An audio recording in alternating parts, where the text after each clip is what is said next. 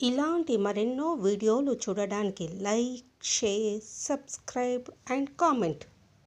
ఈరోజు ఈ వీడియోలో మాఘమాసంలో మార్కండేయ జయంతిని ఎప్పుడు జరుపుకుంటాము, మార్కండేయ వృత్తాంతం గురించి తెలుసుకుందాము. సాంప్రదాయ హిందూ క్యాలెండర్ ప్రకారము మార్కండేయ ఋషి జయంతిని ఏటా మాఘమాసంలో జరుపుకుంటారు.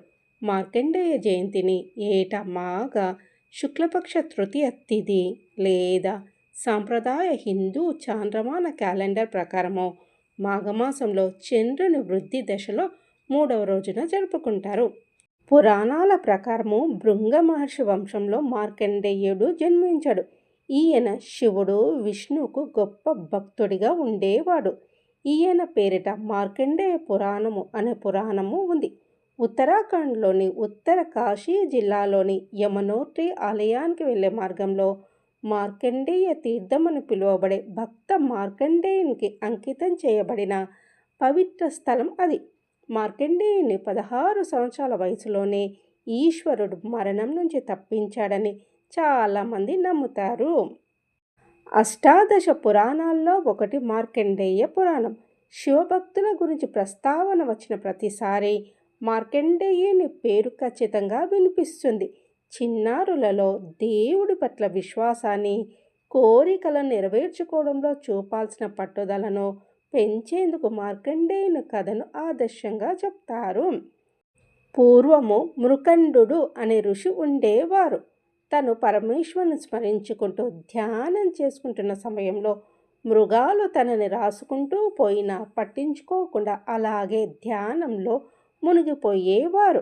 మృకండునికి మరుద్వతి అనే సాధ్వి భార్యగా ఉండేది.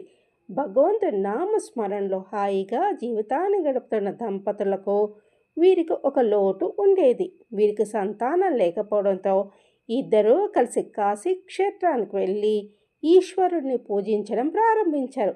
వీరి దీక్షకు మెచ్చిన పరమేశ్వరుడు వారి ఎదుట ప్రత్యక్షమయ్యాడు.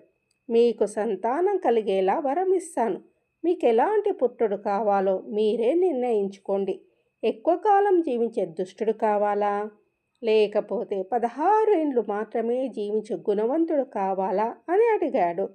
అప్పుడు వారు, మంచి వ్యక్తిత్వం లేనివాడు ఎన్ని రోజులు ఉంటే ఏం లాభం, మాకు గుణవంతుడైన అల్పాయుష్కుడే కావాలి అని మృకండుని దంపతులు కోరుకున్నారు.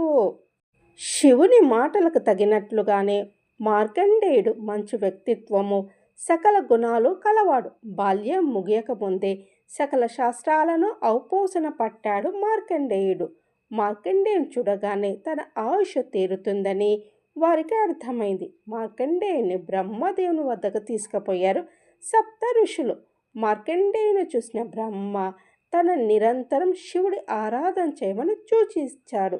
శివనామ స్మరణ చేయడం వల్ల అకాల మరణం సంభవించదని మార్కండేయునికి వివరించారు.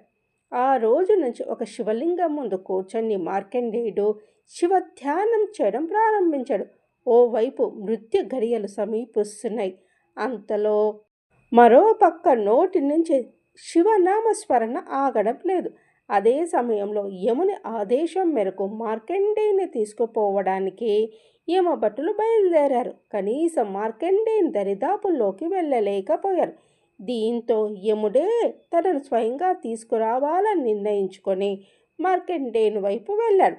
అప్పుడు మార్కండేయుడు మరింత గట్టిగా శివలింగాన్ని పట్టుకొని మృత్యుంజయ మంత్రాన్ని పఠించడం ప్రారంభించాడు. అప్పుడు యముడికి ఏం చేయాలో అర్థం కాలేదు. చివరికి చేసేదేమీ లేక తన చేతిలో ఉండే పాశాన్ని మార్కండేయుని మీదికి వదిలాడు. అయితే మార్కండేయునితో పాటు ఉన్న శివలింగానికి ఆ పాశం తగలగానే శివుడు కాలరుద్ధుడై బయటికి వచ్చాడు. తన మీదికి, తన భక్తుడి మీదకు పాశాన్ని వదులుతావా అంటూ యముడిని సంహరించాడు.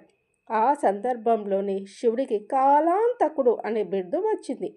అంటే కాలాన్ని, మృత్యువును సైతం అంతం చేసేవాడు అని అర్థం.